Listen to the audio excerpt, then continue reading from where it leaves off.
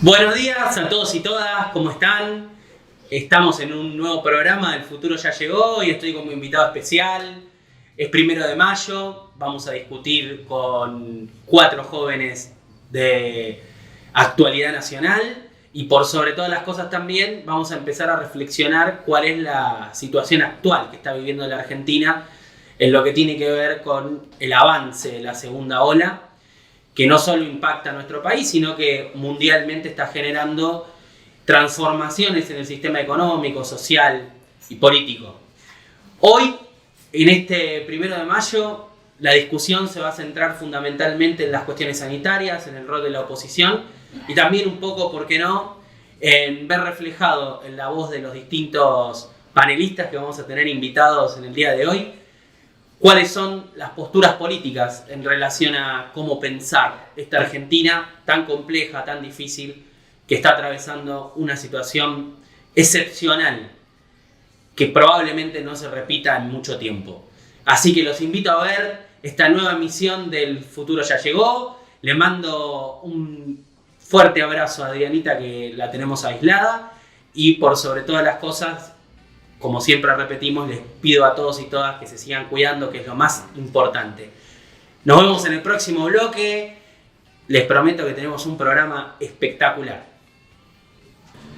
Estamos en el segundo bloque, El Futuro Ya Llegó, ya hicimos la presentación, les dije que íbamos a tener un debate muy interesante. En este primer bloque vamos a discutir sobre la situación sanitaria y las medidas que está tomando el gobierno nacional en relación a la pandemia. Hoy en el programa tenemos a Mati Morales, de la Juventud de la San Antonio. ¿Cómo estás, Mati? Todo bien, ¿cómo andamos? Bien, acá arrancando el fin de semana, el Día del Trabajador. Muchas gracias por la invitación, una vez más. Y sí, como decías, va a ser un debate, creo, bastante rico y muy diverso. Joana Martínez, de Somos Barrios de Pie. ¿Cómo estás, Joan? Buenos días a todos y a todas. Bueno, gracias por la invitación. Bueno, y reiterando lo que dijo un poco Rosen y Mati, estamos en un año muy complejo, así que está bueno discutir desde la juventud cómo vemos un poco la política y la actualidad y bueno, prepararnos para los debates y para las problemáticas que se vienen, ¿no? Para levantar al país. También tenemos un representante del liberalismo argentino, está Mateo Ordóñez. ¿Cómo estás, Mate? ¿Todo bien? Un placer, muchas gracias por la invitación. Podés sacarte el barbijo si querés para presentarte. Ahí está. ¿Cómo estás, Mate? Y Jero de Arma, que milita en la Juventud Radical. ¿Cómo estás, Jero? Muchas gracias por la invitación, buenos días a todos y a todas. Feliz Día del Trabajador, un 1 de mayo. La verdad, contento por poder discutir, charlar, poder dar las diferentes opiniones y escuchar las opiniones que tienen los diferentes espacios políticos, ya sea en la juventud o vos, Rosen, como referente de un partido. Así que muchísimas gracias por la invitación. Sí, yo en este caso no voy a opinar hoy demasiado. Claro. Lo que vamos a hacer es empezar con una pregunta disparadora que me gustaría que me contesten todos para que después podamos ir a las discusiones que nos atraviesan. Hoy es 1 de mayo. Me gustaría una breve reflexión de cada uno en relación a si tuvieran que elegir quién es la persona que más les recuerda esta fecha, hacer una semblanza de eso. ¿Con qué persona identificarían el 1 de mayo? Eva Perón. ¿Por qué? Y porque creo que fue una persona muy significativa para la Argentina y para la política en el mundo. Creo que fue un antes y un después en su fundación, Eva Perón justamente, marcó a nivel mundial como el rol de la mujer, y creo que en la política es fundamental, que bueno, lamentablemente hoy en día recién ahora se está empezando a tratar, que creo que se tendría que haber tratado hace tiempo, pero bueno, para mí, Eva Perón. ¿Vos, Joan? Puedo decir algo, capaz que no es una figura pública, pero sí me representa un montón y marcó muchas veces muchos criterios y pautas en mi vida, que es mi abuelo, que hoy ya no está. Y bueno, mi abuelo es súper peronista, con Evita y a Perón a todos lados, y siempre me quiso inculcar, ¿no?, el valor del trabajo y siempre recordando y reivindicando los derechos laborales que se conquistaron durante las presidencias de Perón. Así que a mí me parece fundamental, digamos, reivindicar a personas que quizás no son figuras públicas, pero que sí manifestaron y son las voces, ¿no? En este caso la voz de los de abajo y los que fueron conquistando derechos y adquiriendo derechos a través de políticas públicas. Mateo.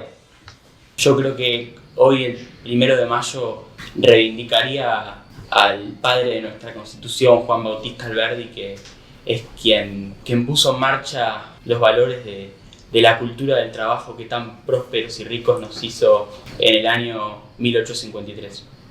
Muy bien, el escritor de las bases. El escritor de las bases. Exactamente.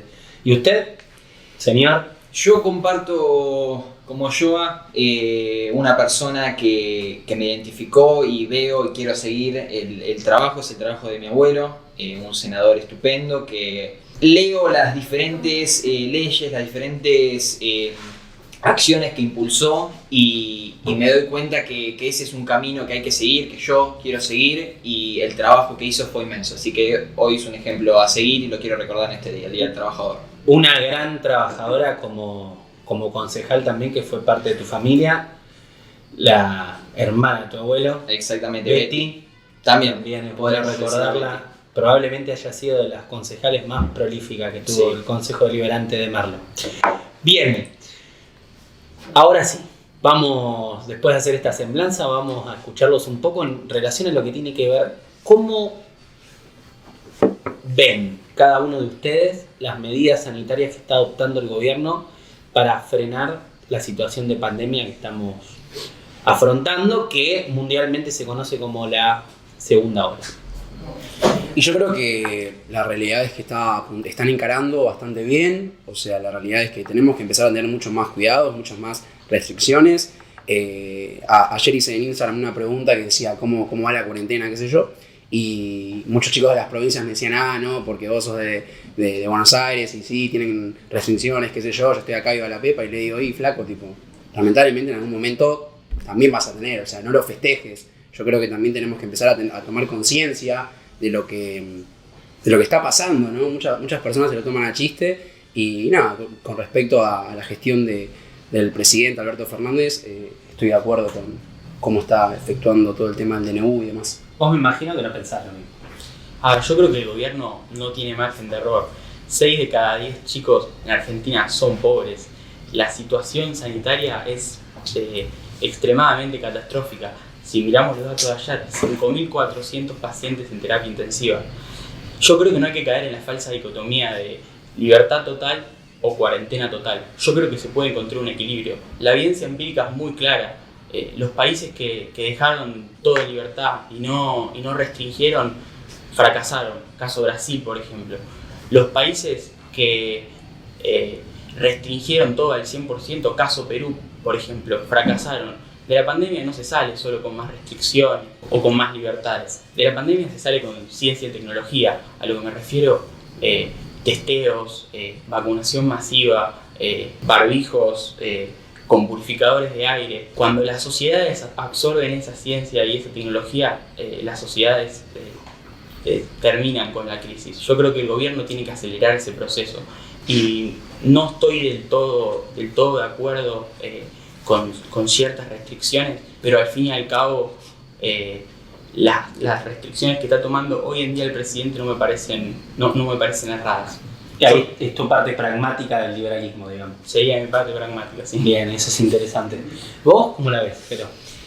Yo opino que el presidente Alberto Fernández, nosotros cuando el 23 de marzo del 2020, cuando inició la cuarentena, el aislamiento preventivo y obligatorio, nosotros acompañamos esa decisión, nos pareció una decisión acertada, que era un momento que se necesitaba cuidar a los argentinos, decir que la situación podría llegar a ser muy compleja.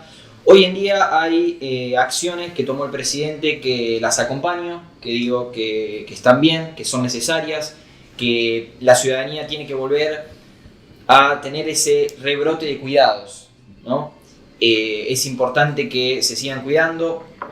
También hay otras medidas del presidente que no acompaño, por ejemplo la de la suspensión de clases. ¿Por qué?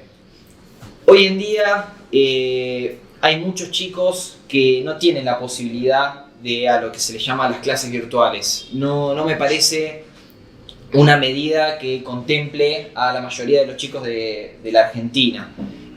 Hay muchos que no tienen la posibilidad de tener internet, que no tienen la posibilidad de tener una computadora O en el caso de que si tienen una computadora, tienen 3, 4 hermanitos que también la tienen que usar. Es muy compleja la situación, pero también entiendo que el presidente busca priorizar la salud y cuidar a los más chicos y a los maestros y a las maestras. De igual forma hay un sistema que baja desde provincia, en este caso, ¿no? Que hay un cuadernillo para aquellas personas que no pueden acceder a lo que es el internet, y tiene como un seguimiento de los profesores. Es un dispositivo que se crea justamente para esos chicos que no tienen el recurso del internet, y está al 100% el acompañamiento de los profesores.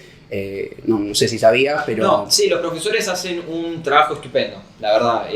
Lo que hicieron durante el 2020 y lo que hicieron durante el 2021 es estupendo.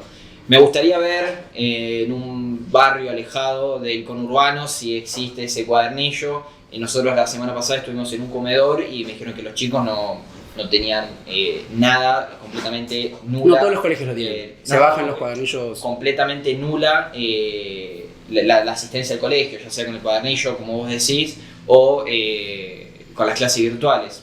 Igualmente, ojo, con respecto al tema del internet y de todo el tecnológico, concuerdo con vos en el sentido de que se arrancó con el tema de las computadoras y demás, que fue una iniciativa muy copada, pero bueno, también entendemos que durante el gobierno de Macri salió hace unos meses la noticia de que tenían computadoras guardadas en un depósito que no se entregaron, y bueno, o sea, obviamente que no sabíamos que íbamos a caer en esta situación de pandemia, pero también entendemos que tendríamos que haber arrancado antes, tendríamos que haber estado preparados de cierta forma. ¿Qué opinión tienen ustedes respecto a que durante el gobierno de Macri se interrumpió el programa Conectar Igualdad?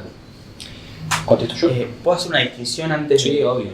Está claro que las medidas restrictivas de la presencialidad hoy en día son necesarias porque aumentan un 22% la circulación en el AMBA.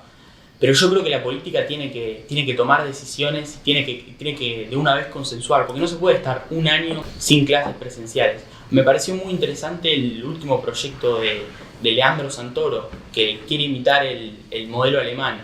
El modelo alemán es, la política decide, mirando la tasa de contagios, cada 100.000 habitantes, cuántos casos tiene que haber para que se abra. Y el viernes el presidente habla y si los números dan, las clases presenciales se abren, y si los números no dan, se restringen y se cierran. Restringe. Bien, una duda. Vos, que por ahí venís trabajando en el territorio Yoa, ¿cuál es el impacto que tienen estas medidas sanitarias en los barrios más pobres? Yo ahí coincido quizás un poco en lo que dice el compañero, que hay que hacer un balance quizás entre lo sanitario y a nivel económico, ¿no? Me parece que en los sectores más vulnerables, impactó mucho y muy fuerte la crisis sanitaria. Si bien es importante reivindicar las medidas sanitarias, me parece que el balance está en poder garantizar que las personas más humildes puedan tener una posibilidad de desarrollo económico. Me parece que tenemos que empezar a pensar, ¿no?, que hace tiempo lo venimos pensando de los sectores de las organizaciones sociales, cómo paliamos un poco la crisis. ¿Qué quiero decir con esto? En una primera instancia entramos todos para adentro, digo en sentido más figurado, ¿no? Pero ¿quiénes estuvieron en la primera línea? Hay que recordar siempre eso. ¿Quiénes estuvieron en la primera línea? Bueno, los trabajadores y las trabajadoras esenciales, que son las encargadas en primera medida de la asistencia alimentaria, porque para garantizar un montón de derechos, educación, trabajo y demás, primero tenemos que garantizar el derecho básico a la comida. Entonces, a partir de eso, nosotros empezamos a pensar también, digamos desde nuestro lugar, qué otras posibilidades podíamos ofrecer a la comunidad y cómo construir con la comunidad otro tipo de salidas. Y ahí quizás respondo un poco a esto que decía el compañero en materia de educación. Si bien está este programa que vos decís de los libritos que bajan de provincia, también se construyó un programa que se llama ATR, que seguramente muchos lo... Claro, que es un programa de acompañamiento a la reinserción nuevamente de los estudiantes al sistema educativo, pero también hay que recordar que desde los sectores populares se vienen realizando relevamientos barriales que sacan estadísticas a partir, digamos, del conocimiento que se tiene de los territorios. ¿Qué quiero decir con esto? Se sacan números concretos de estudiantes que han dejado, por la pandemia, muchas veces el vínculo con el sistema educativo.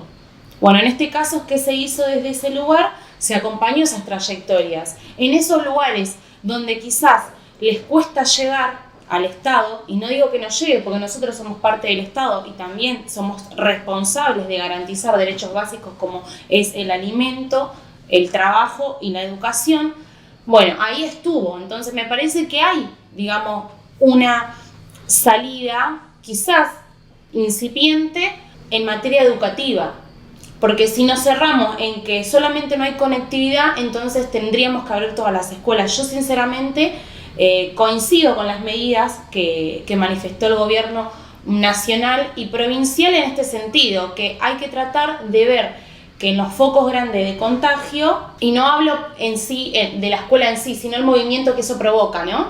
Digo, el movimiento que eso provoca sí genera contagios. Entonces hay que pensar cómo apoyamos a medidas que terminen de solventar, por un lado, la crisis sanitaria, por otro la económica y también la educativa, porque sí, todos sabemos que la pandemia terminó de demostrar que hay muchas fisuras en el sistema educativo, en el sistema de salud. Entonces, pensar cómo nosotros acompañamos esos procesos, más allá de las críticas que le podamos hacer, y entender que hoy por hoy, digamos, hay trabajadores esenciales que están en los lugares donde muchos de otros sectores no llegan. Me parece eso como fundamental. Para cerrar este bloque, ¿no? Me interesa, ¿está preparada tecnológicamente la Argentina para afrontar una continuidad de esta situación? No, yo opino que no. El porcentaje de chicos que hoy tiene la conectividad y que pueden poder continuar el periodo educativo es muy poco, es un porcentaje muy bajo. Yo opino que hay que hacer una gran cantidad de cambios a nivel... ¿Cuáles serían esos cambios? Y primero que nada, que se viene haciendo hace muchísimos años, como vos decías, el de entregar las computadoras, que el gobierno de Mauricio Macri lo suspendió, lo mantuvo quieto.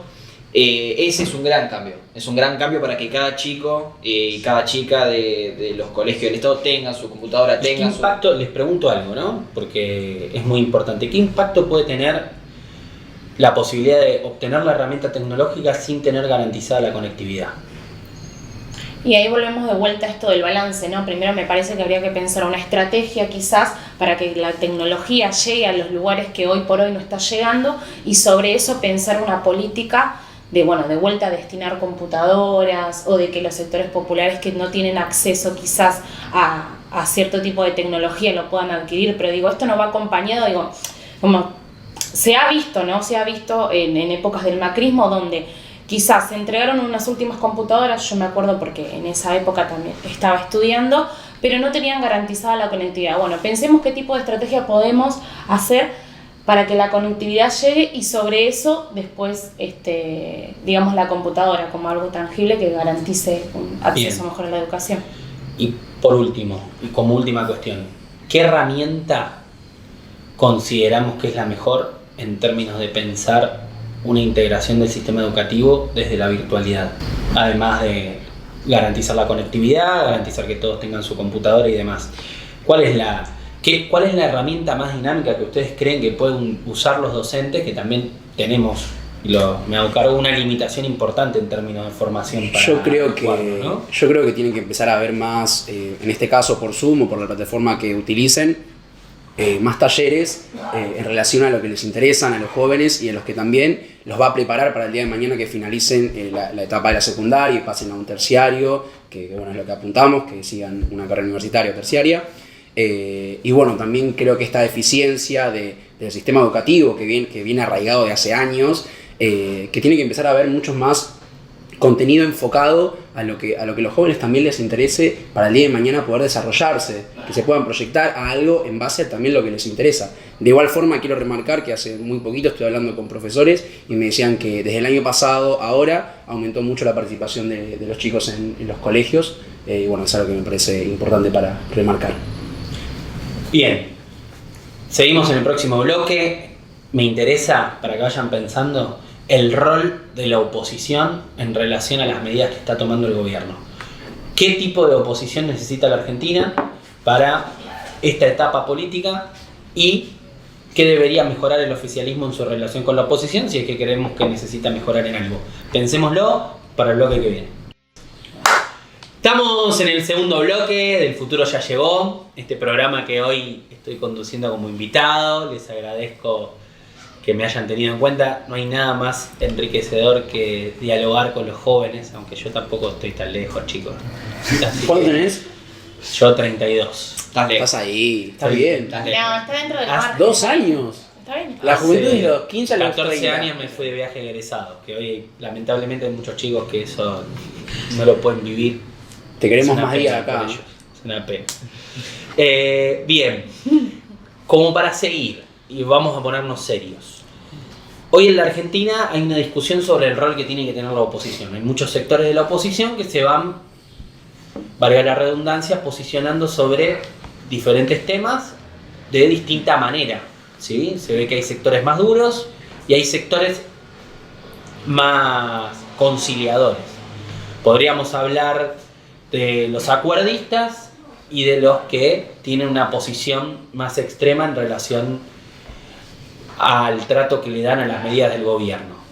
Me gustaría saber cuál es la posición de cada uno en relación a cómo ven la oposición, qué tipo de oposición necesita la Argentina y por sobre todas las cosas, teniendo en cuenta que algunos de ustedes son muy críticos del gobierno nacional, ¿qué tipo de gobierno le haría falta a la Argentina en esta etapa? Me gustaría empezar al revés ahora. Perfecto.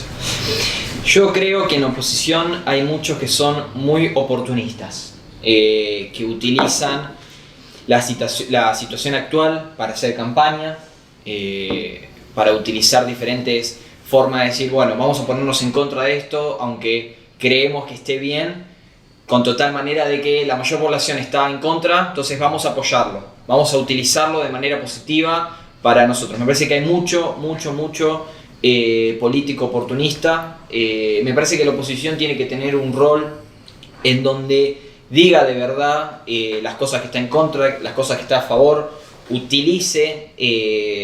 utilice sus cargos, ya sea en el Senado, ya sea en la Cámara de Diputados, para hacer el bien y para poder crecer la charla en el bien común. ¿A quién consideras oportunista?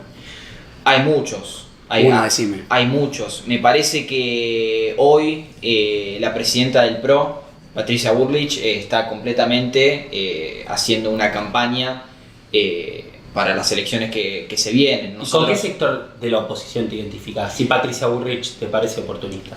Nosotros tenemos a nuestro referente a nivel provincial, que es Gustavo Pose, que es el intendente de San Isidro, uno de los mejores municipios de la provincia de Buenos Aires. Y obviamente va a ser mejores en qué sentido.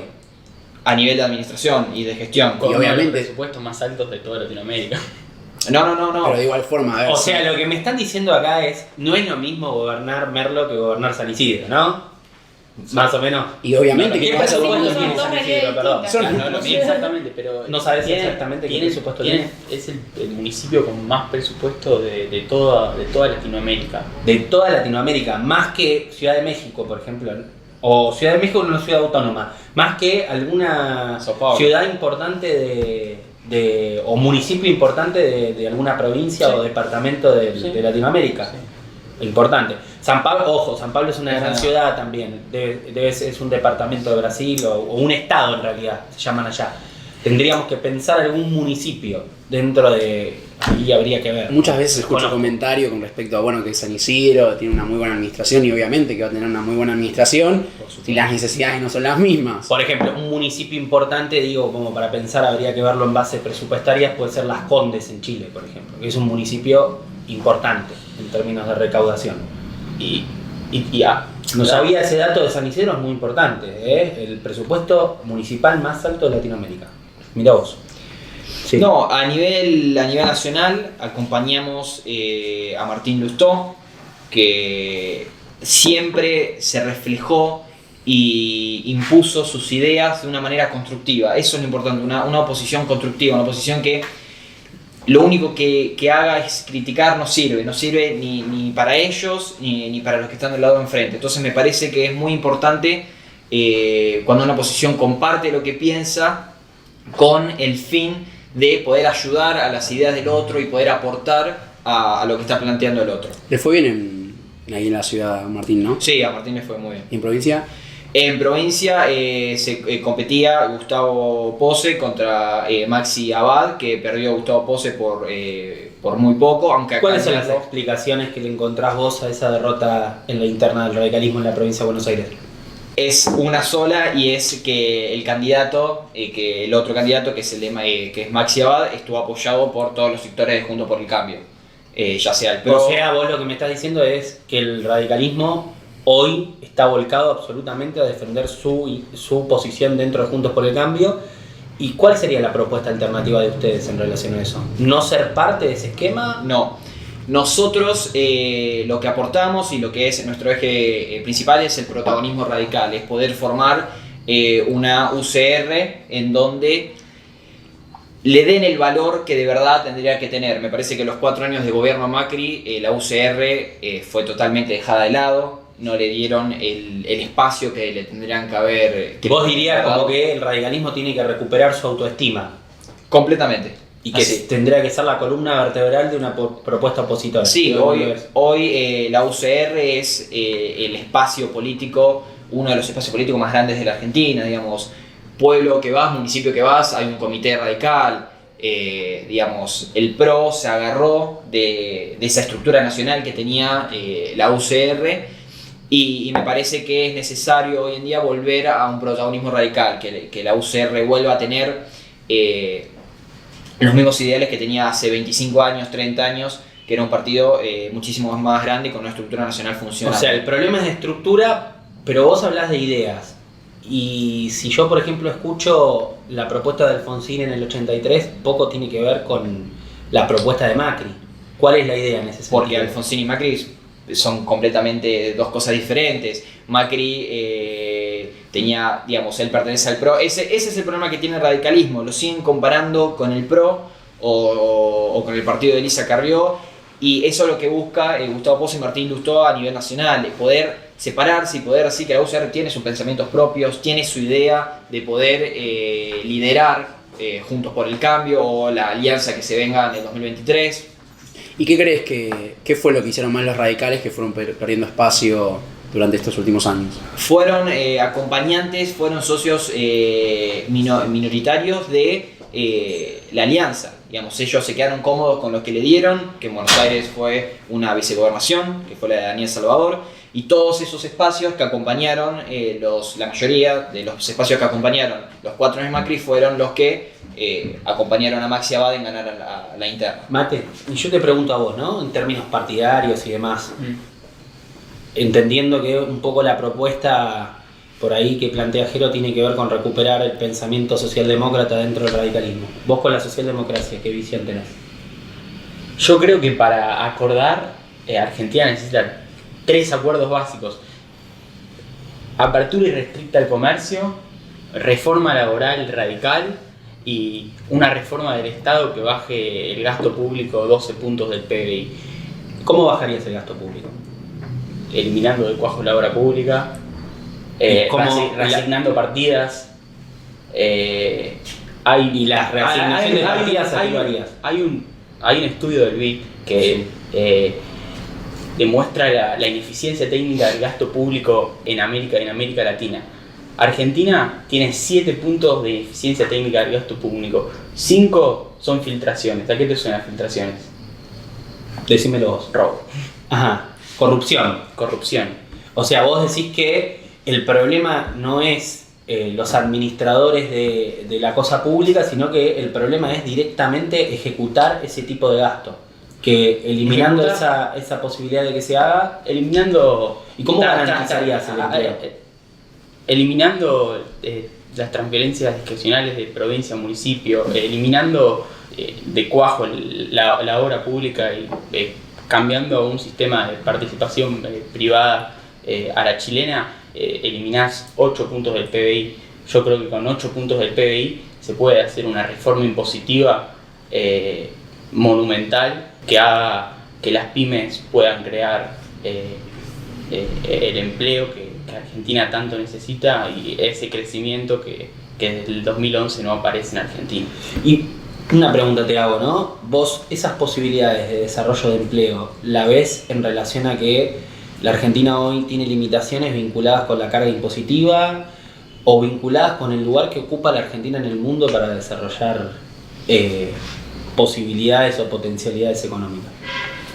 Yo creo que los tres grandes problemas con respecto a la creación de empleo son las leyes laborales fascistas y totalmente desactualizadas que existen en el país. El problema impositivo, Argentina tiene 161 impuestos. ¿Cómo una pyme, una micropyme puede desarrollarse con tanta carga impositiva? El gran reflejo de las leyes laborales y de la carga impositiva se puede ver en la pandemia. Estados Unidos, por ejemplo, que tiene leyes laborales totalmente distintas a Argentina, cayó, sí, pero la recuperación es más rápida porque quebraron menos empresas. Acá las empresas no pueden echar a trabajadores, las empresas quiebran totalmente. Allá, cuando entra en vigencia los seguros de desempleo, las empresas no cierran, expulsan trabajadores y después lo vuelven a reintegrar. ¿Y vos qué opinión tenés al respecto? A mí lo que me preocupa sinceramente es en esta posibilidad la no inclusión de los sectores de los trabajadores de la economía popular. ¿Qué quiero decir con esto? ¿Qué es la economía popular? La economía popular es un tipo de sistema alternativo productivo donde está conformado parte de los sectores de los trabajadores excluidos y excluidas. ¿Qué quiero decir con esto? Hoy por hoy sabemos, a través de mucho trabajo, que prácticamente el 50% de la población argentina pertenece a ese sector. No todos son trabajadores y trabajadoras en blanco. Entonces, en ese sentido, si nosotros pensamos política, tenemos que pensar políticas con ese sector adentro. ¿Cómo lo hacemos crecer? ¿Cómo pensamos una Argentina de trabajo donde incluyamos a estos sectores? Quizás una posibilidad laboral, hoy por hoy, está en la reactivación del mercado interno. Entiendo también que es muy importante quizás levantar o pensar política destinada a las pymes, para que no suceda lo que vos mencionas, que cierren o que queden trabajadores en la calle. Pero empezando a pensar desde las bases. Hoy por hoy se creó una herramienta sindical de los trabajadores de la economía popular que se llama UTEP, que es la Unión de los Trabajadores de la Economía Popular. ¿Cómo hacemos que ese sector se integre a las nuevas políticas económicas, a las nuevas políticas de trabajo? Entonces, pensar posibilidades alternativas donde se fortalezca el mercado interno, porque son las personas de esos sectores quienes van a levantar también y que van a ser parte del proceso de la reconstrucción argentina. Entonces, quizás mi preocupación viene por ese lado. ¿Cómo generamos puestos de trabajo o que se reactive la producción con esos sectores adentro? Como para ordenar un poquito, ¿no? Lo que venían diciendo, y ya que estamos, que fue derivando en eso. ¿Qué rol tiene que tener el Estado en la economía para vos, Mati? Y para mí tiene que estar justamente al lado del vecino. Como decía Joe, la realidad es que tenemos en Argentina es una clase trabajadora que el día a día siempre se encuentra bancando y siempre buscando para vivir el día a día, lamentablemente. También acompaña esto que decía Joe, de que tenemos que buscar una alternativa también para generar muchos más puestos de trabajo. Creo que es necesario. Con respecto al tema de las empresas y las pymes, el año pasado Alberto Fernández, también dentro del DNU y todo lo que expuso cuando arrancó la pandemia, se le brindó una ayuda a aquellas pymes. De hecho, a muchas de Merlo me llegó el conocimiento que pudo llegar. Y también quiero remarcar el tema del rol también de la oposición, ¿no? Esto que habíamos charlado. Considero también que la oposición está siendo muy oportunista, como por ejemplo el 3 de febrero, hace muy poquito el intendente de Valenzuela, el intendente de 3 de febrero, hizo como cierta jugada política que la verdad que no la comparto. Siguen abiertos 6 centros de infancias que funcionan como jardines, que en realidad eso tiene como cierta articulación con provincia, donde siguen funcionando. O sea, hay un DNU el cual te dice que está todo restringido y no, y sin embargo está funcionando, aumentando los riesgos de contagios. A la semana de que se expuso eso, porque hubo un comunicado desde la Defensoría del Pueblo de provincia, cae la reta también y como que demuestra el apoyo a esta acción, que la verdad que no la comparto para nada, me parece totalmente inconsciente. Y la verdad que no me parece muy desmedido, y creo que están jugando con la salud de la gente por un costo político. Bien, yo por lo que entiendo y por lo que vos venías planteando, ¿no? Si el Estado no tiene que tener ninguna presencia en la economía, ¿deberíamos confiar en la mano invisible del mercado? Es algo demostrado desde 1776. El Estado nunca puede manejar bien los recursos. El Estado no tiene la información, el Estado no tiene los incentivos. Te lo planteo con un ejemplo. Hay 4 formas de gastar el dinero. La mía en mí mismo. Conozco cuánto me esforcé para ganarla, conozco lo que quiero, entonces siempre la gasto bien. La mía en otros. Por ejemplo, cuando hago un regalo y gastando lo menos posible, trato de quedar lo mejor posible. La de otros en mí mismo. Por ejemplo, cuando el trabajador gasta de la tarjeta de la empresa cuando se va de viaje, siempre gasta de más y no se fija en la plata del otro. Y la de otros en otros. Y eso es lo que hace el Estado, despilfarra los recursos. Esto está demostrado por la evidencia empírica. Los países más libres son 8 veces más ricos que los reprimidos. ¿Cuál sería el modelo del país libre? Nueva Zelanda. ¿Luxemburgo no? Luxemburgo no lo pondría como un ejemplo. Vos no tenés que hacer lo que hacen los países ricos. Pero vos ¿qué tenés que hacer lo que hacen ¿qué modelo de desarrollo encontró Nueva Zelanda? Y un modelo de desarrollo basado en el sector privado y en la libertad económica.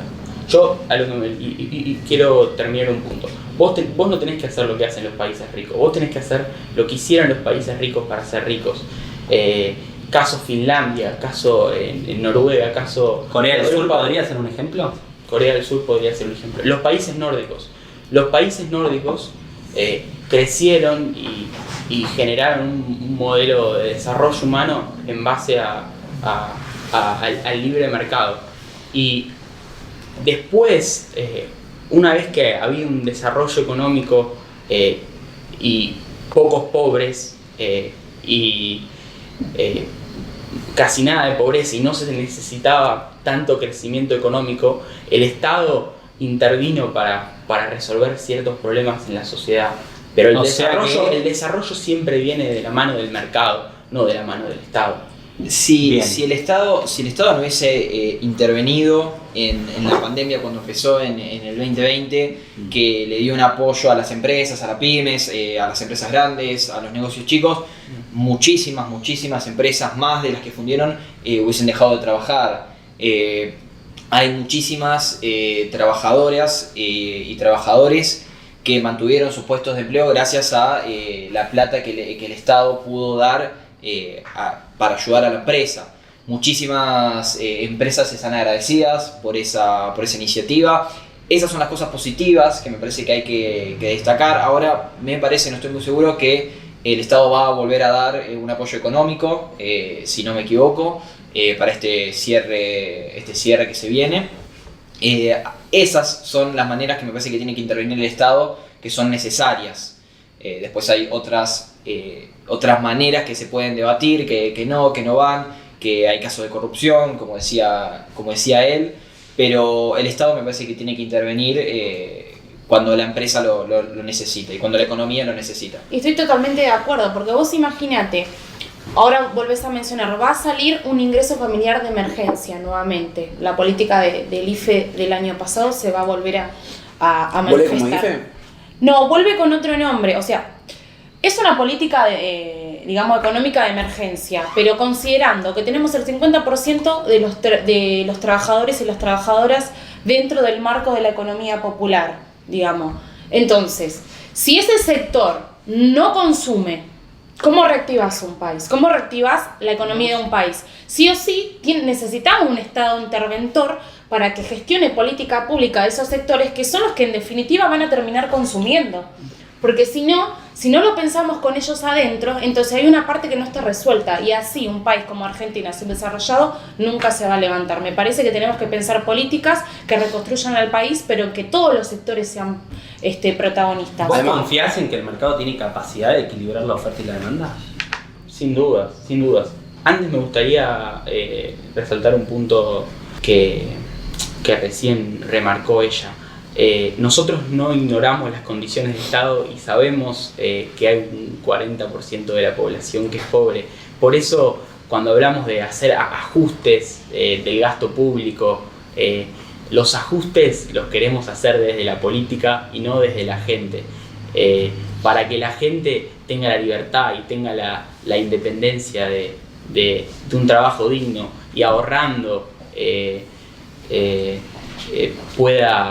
pueda salir de la pobreza. El Estado... Ahora te pregunto, te cae una pandemia, no hay Estado, ¿cómo lo solucionás?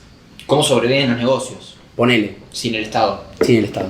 Sin el consumo que necesitan para sobrevivir. Tal cual. Pero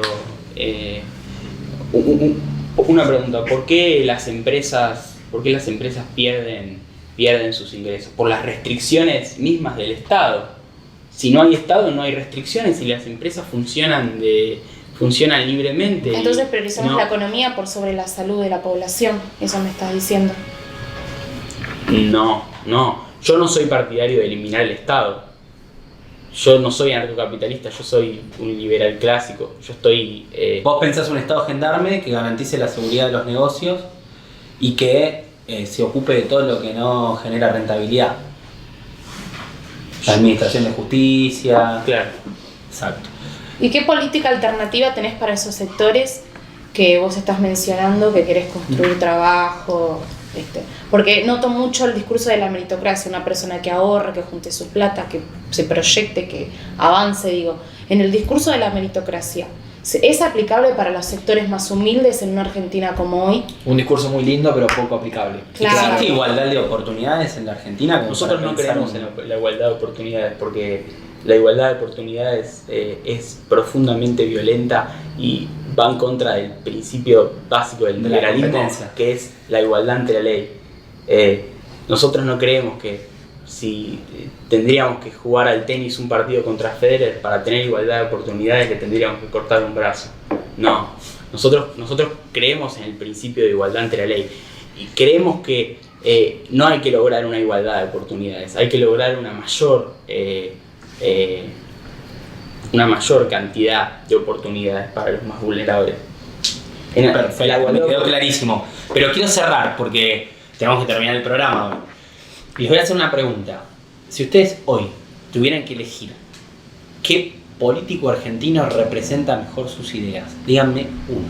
Gustavo Menéndez. ¿Puedo pasar? No podés pasar, tenés que elegir uno. Bueno, para el contexto de los otros, bueno. Por favor, Agustín Echevarne. Agustín Echevarne. ¿Y vos? Martín Lustó. Martín Lustó. ¿Y vos? Alberto Fernández. Muy bien. Muy bueno este programa, me encantó. Les agradezco que nos acompañen. La semana que viene no voy a estar yo, va a estar Adrianita, que le mando un saludo de nuevo. Espero que se mejore. Y nos vemos la semana que viene. Siempre es un placer compartir con ustedes, compartir ideas y por sobre todas las cosas escucharlos porque son el futuro de la Argentina que viene. Nos vemos.